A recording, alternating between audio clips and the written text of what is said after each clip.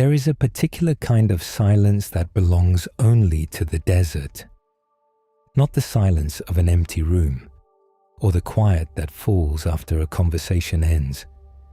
This is a deeper silence, the silence of open space, of wide sky, of land that has been old since before any living memory.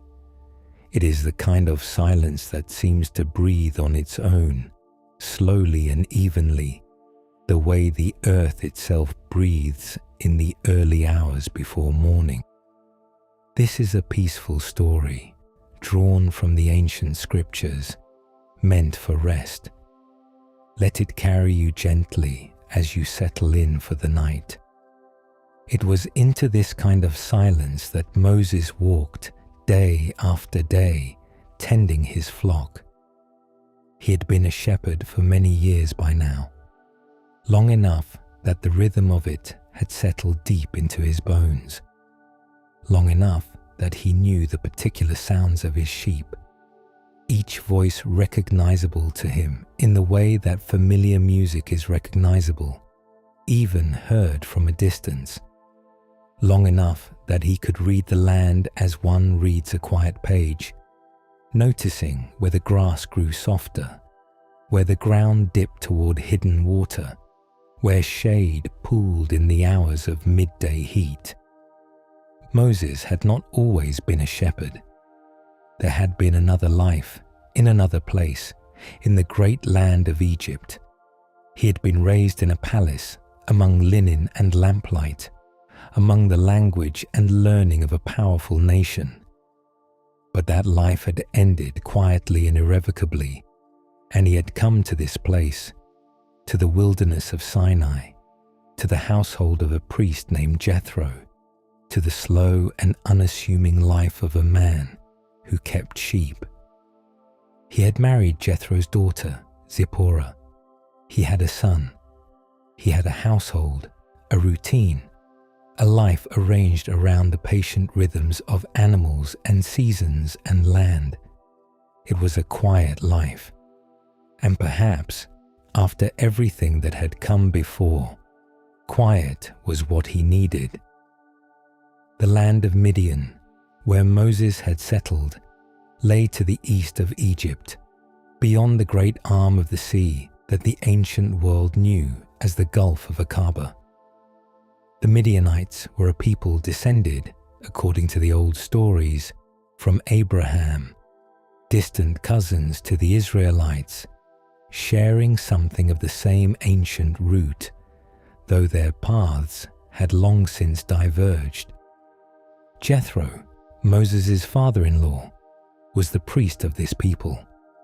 A priest was a keeper of memory, a guardian of the sacred, a man who stood at the threshold between the visible world and whatever lay beyond it. Jethro was also a man of evident wisdom, someone Moses trusted and respected deeply. To live in Jethro's household was to live within a kind of order, days with their routines, seasons with their patterns, the flock requiring its care, the land requiring its attention, the family requiring its presence. Moses was not a young man any longer. He was, by the time these events unfolded, somewhere in the middle years of a long life. The urgency of youth had settled into something more measured, more patient. He had learned that the world moves slowly, that a man's work is often simply to be present, to continue, to tend what has been given to him. And so he tended his sheep on a day that, in its beginning, held nothing to distinguish it from any other day. Moses led his flock westward. He'd been grazing them in the familiar pastures of Midian, but this day he took them further.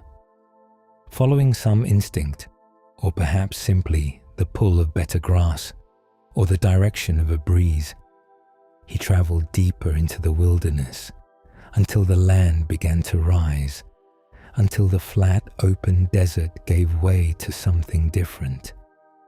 He was moving toward the mountain The mountain had several names, as ancient and holy places often do.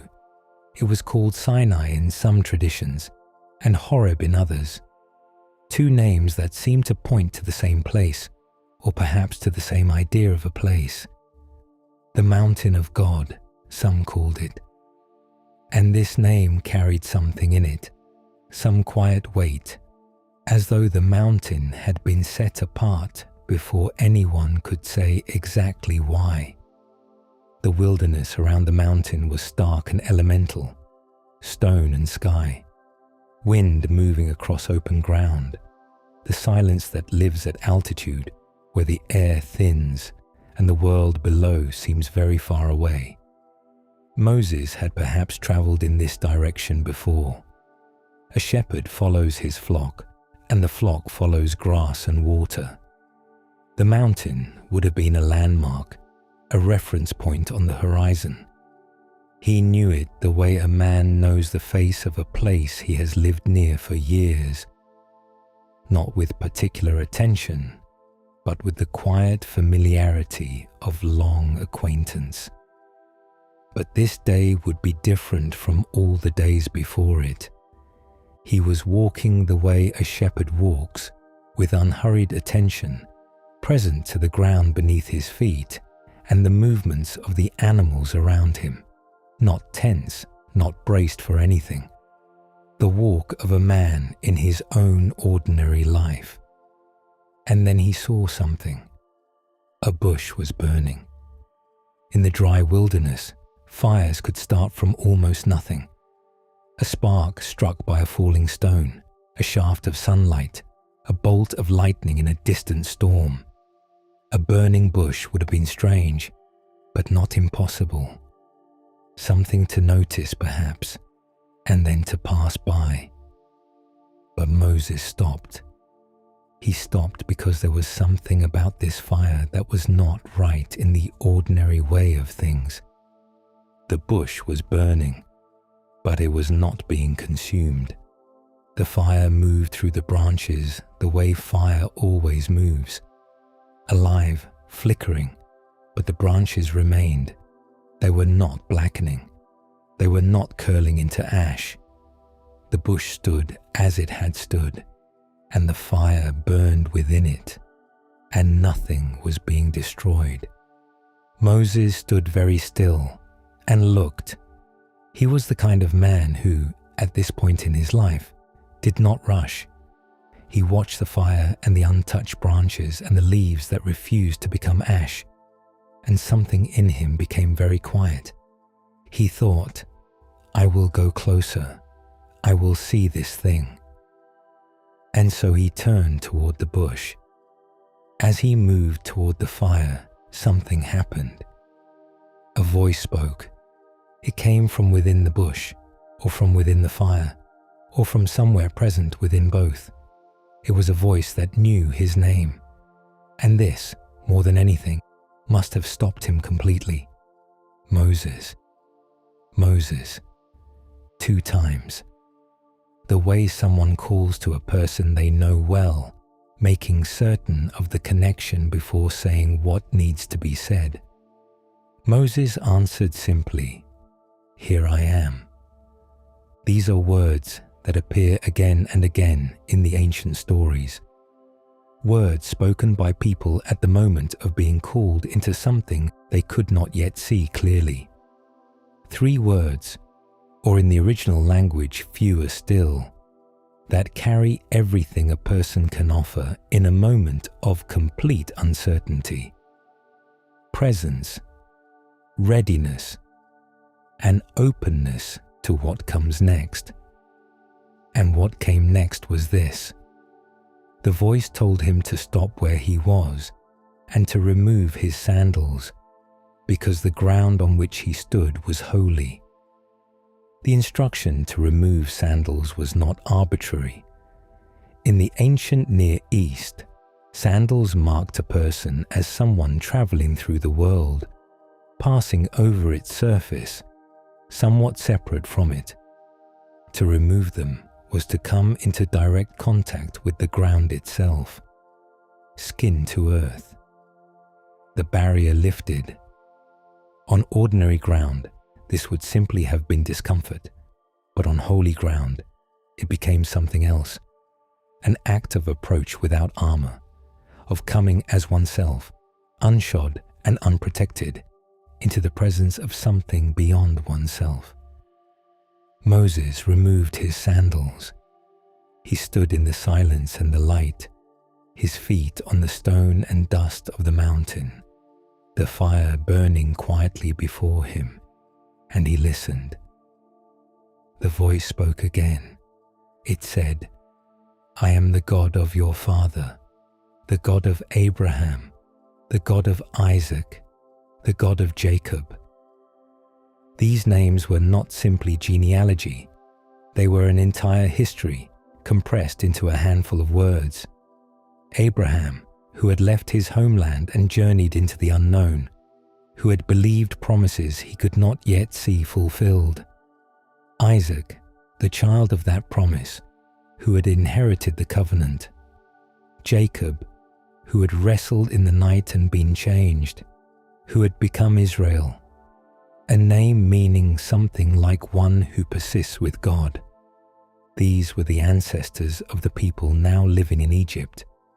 They had come there in the time of Joseph, in a season of famine, finding refuge, and who had stayed and grown and had become, over the long centuries, not guests, but enslaved ones. Moses knew this history. He had been born into it, even if his path had taken him far from it. And now the God of that history was speaking to him, here, at the edge of the wilderness, beside a burning bush on a mountain, whose other name meant the mountain of God. Moses hid his face. He did not lean forward with curiosity. He covered his face, or turned it gently away, in an act of awe so instinctive it required no thought. There is something very human in this. When something is too bright to look at directly, the eyes close. When something is too large for the mind to hold all at once, the mind quietly steps back. Moses had no framework for what was happening, no precedent, no instruction, no category into which this experience could be placed. He only knew, in some deep and wordless way, that whatever was present within that burning fire was not something to be regarded casually. And so he hid his face and listened. The voice continued, and what it said was this: "I have seen the suffering of my people. I have heard their cries. I know their pain. I have come to deliver them, to bring them out of Egypt and into a land of their own, a land of abundance, a land flowing with milk and honey." The people of Israel had been in Egypt for a very long time, generations, long enough that the time before Egypt had become story. The words of grandparents recounting what had been told to them by their own grandparents before them. They labored under overseers, building things that would stand for millennia. They worked in clay and brick under the Egyptian sun. They suffered, and they cried out. The voice at the burning bush said, "I have heard that crying. This is a gentle thing to rest with, the sound of suffering carried up from the labor of ordinary days, from hearts worn thin by years of diminishment."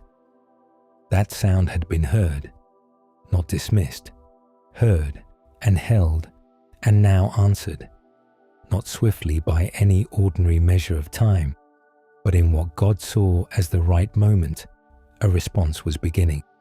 Here, now, in this place, with this man.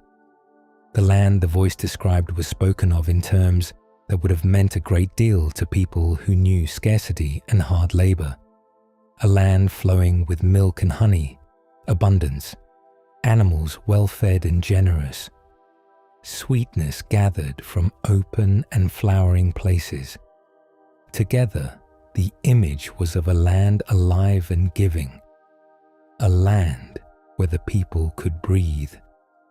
The land was already occupied, of course. The voice named the peoples who lived there, but the promise was not troubled by this. It looked forward steadily toward a future that could be trusted, even though it could not yet be seen. Moses stood in the silence and listened to all of this. And then, after everything that had been said, after the holy ground and the ancient names and the suffering that had been heard, the voice said something that must have landed very quietly, very simply, very personally. It said, "I am sending you to Pharaoh. Go, bring my people out of Egypt."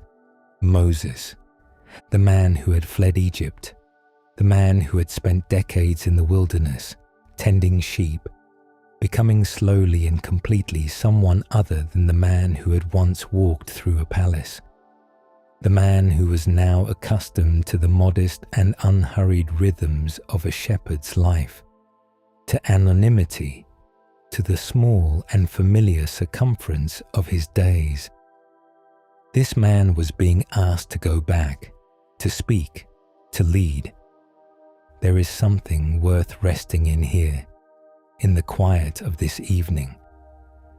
God did not choose Moses because Moses was the most prepared, or the most confident, or the most eager. He was none of these things.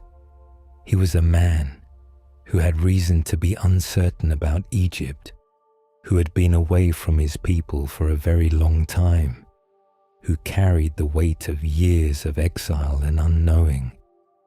And yet, the wilderness had shaped him in ways that mattered. He had learned to lead creatures through unfamiliar terrain, to find water in dry places, to keep a living thing calm in the face of what it did not understand. These are not insignificant things. They are, in their quiet way, exactly what it takes to lead a people through an open wilderness toward a land they have never seen. The years had not been wasted. They had been preparation, even when they felt like simply life. Moses asked, "Who am I to go to Pharaoh to bring out the children of Israel?" This was not false modesty. It was genuine. He was an old shepherd, without standing, without authority.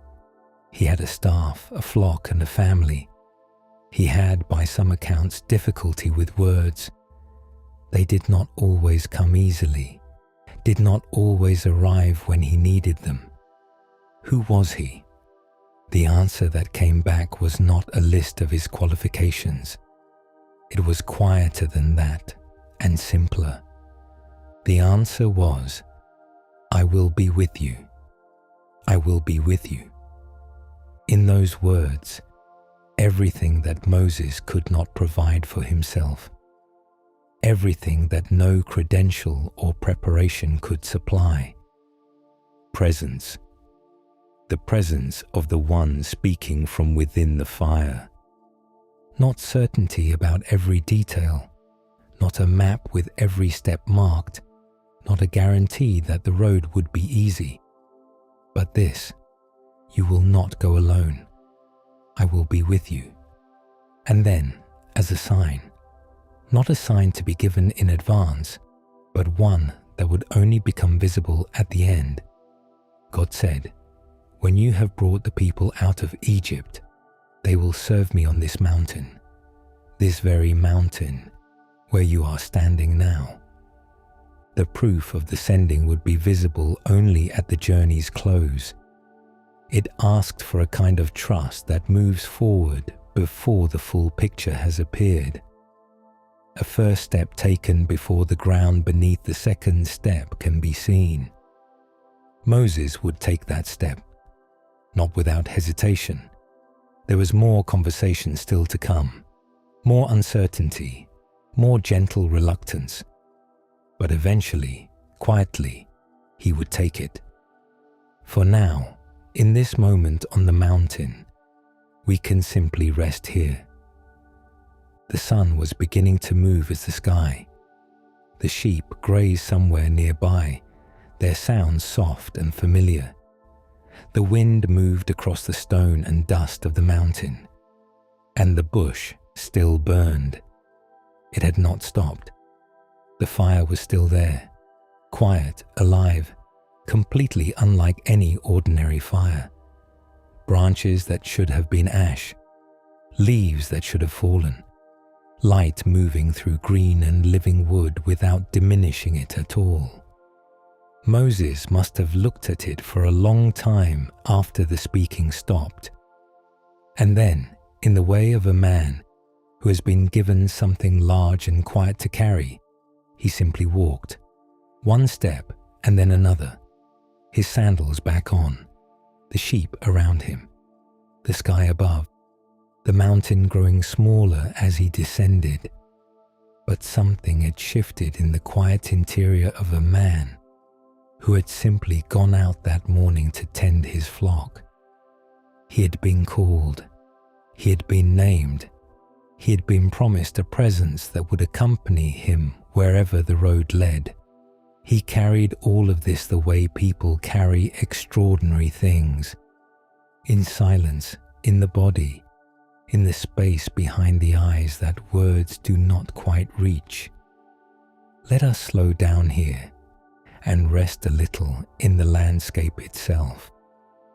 The wilderness of Sinai is unlike other places. Those who have traveled there describe it as severe and beautiful in equal measure.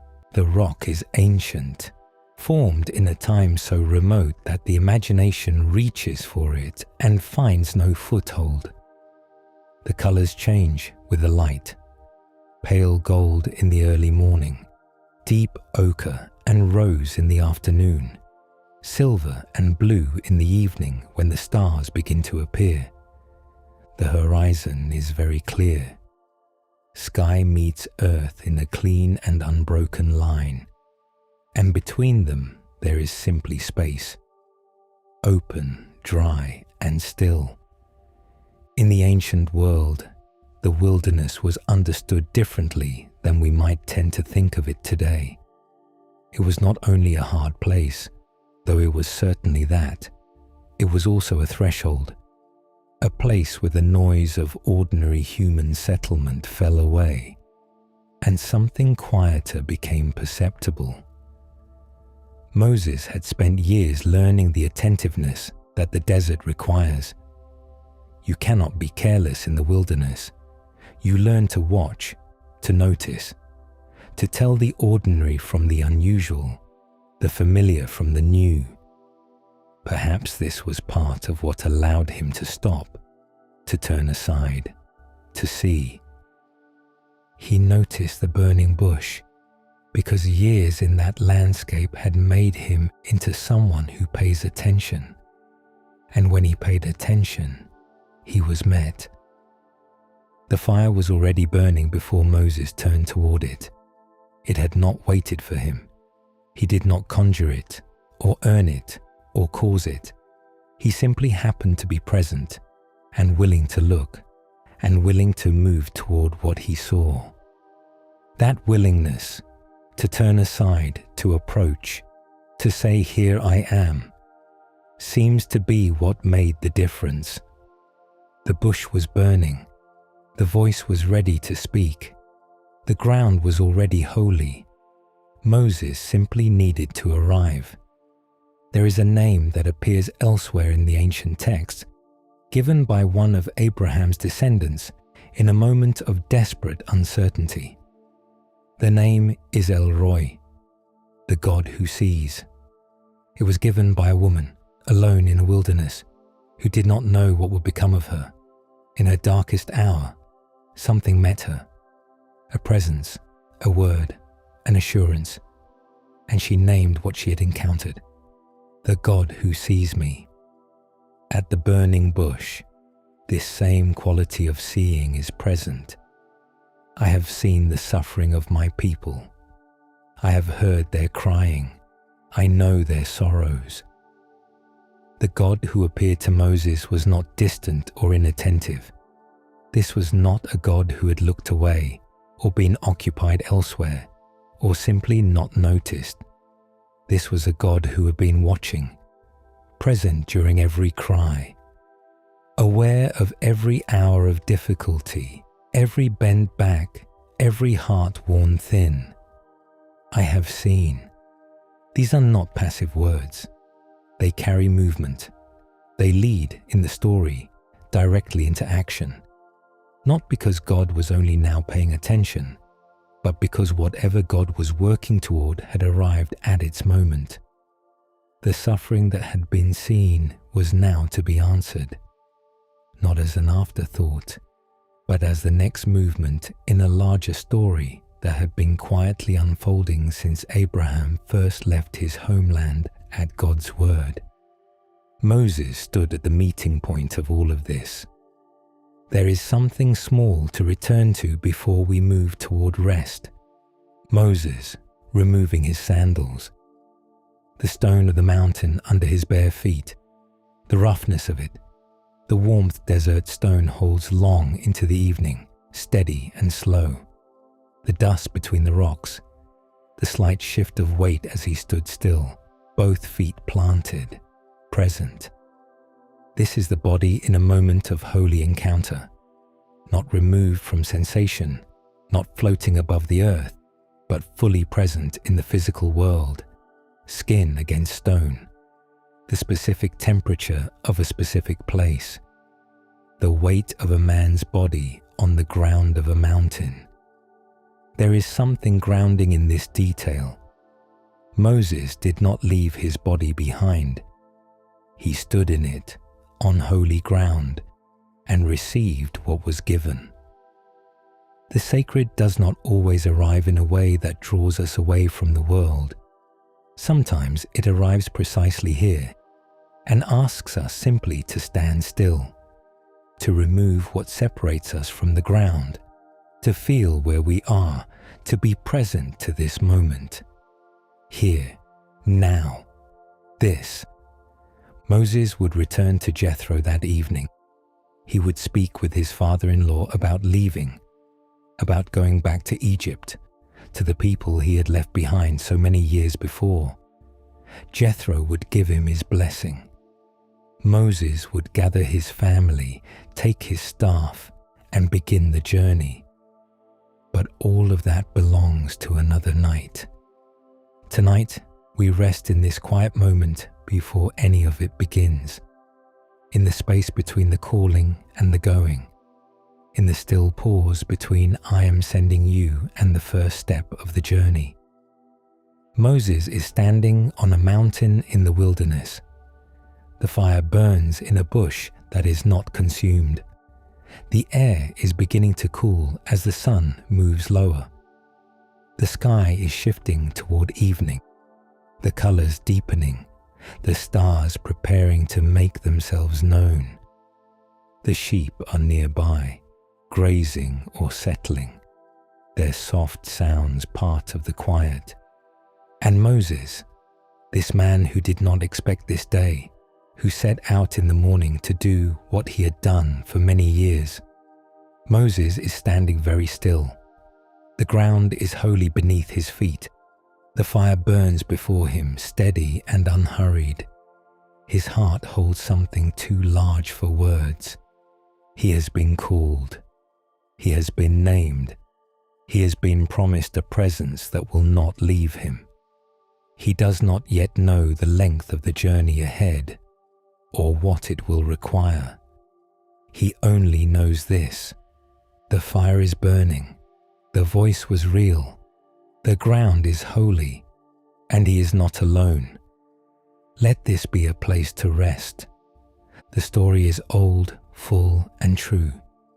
It has been carried across more generations than any of us can count, held in the memory of a people who needed to return to it in their own times of uncertainty, who needed to remember that God had seen, had heard, had spoken, had promised, and had acted. The burning bush became more than a moment. it became a way of speaking about a presence that sustains without destroying, that holds without consuming, that burns with a kind of light that leaves what it touches whole.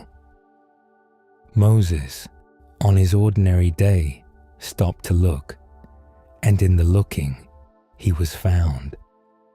The mountain is quiet now. The wilderness stretches out in every direction, wide and ancient and still.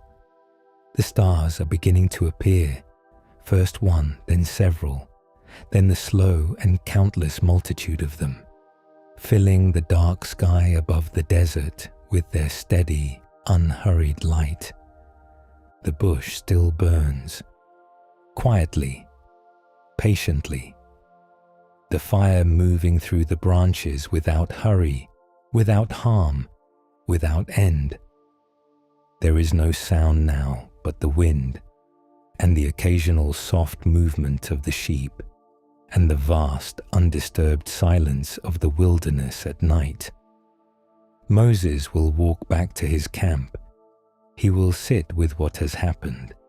He will sleep, the particular sleep of a man whose life has turned in a new direction, who has been given something large and quiet to carry, and who must rest before the carrying begins. But before all of that, there is only this: the mountain, the fire, the holy ground, the voice that spoke his name and knew him and called him and promised to be with him. Here I am. He said it before he understood what was being asked. He said it simply, the way a person answers when someone they trust is calling. And it was enough. It was exactly enough. Let the story settle now, the way dust settles in still air.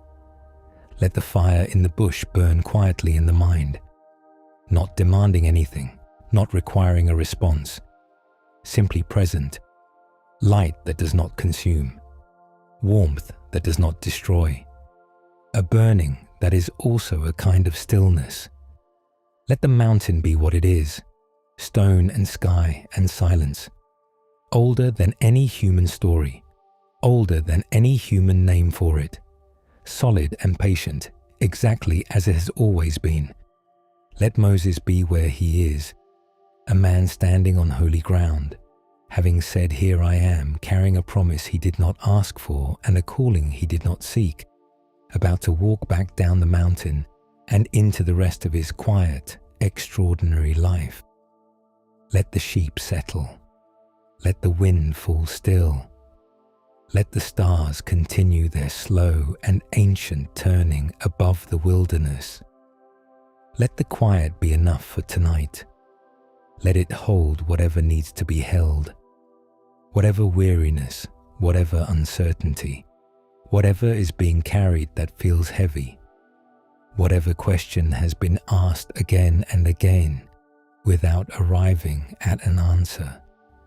The God who saw the suffering of a people, the God who heard the crying from the brickyards, the God who appeared in fire and spoke into the wilderness. That same presence is not far from any particular wilderness, not from a wilderness of stone and sand, not from a long and difficult season, not from an ordinary evening at the end of a tiring day. I have seen, I have heard, I know. These words were spoken on a mountain long ago, and they have not stopped being true. Let the breath slow now. Let the body rest where it lies. Let the weight of the day settle downward, the way stones settle into the earth at the end of a long afternoon. The story is complete. The bush was burning. Moses turned aside. The voice spoke. The sandals came off. The ground was holy. The calling was given. The promise was made. I will be with you. This is enough for tonight. This is more than enough. The stars are turning above the wilderness. The mountain stands where it has always stood.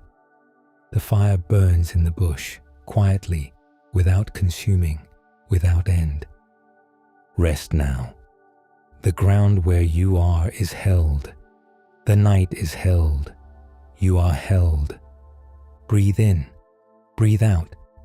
Let the silence be a kindness. Let the dark be restful. Let sleep come the way it comes when we stop pressing against it. Gently, the way water finds its level.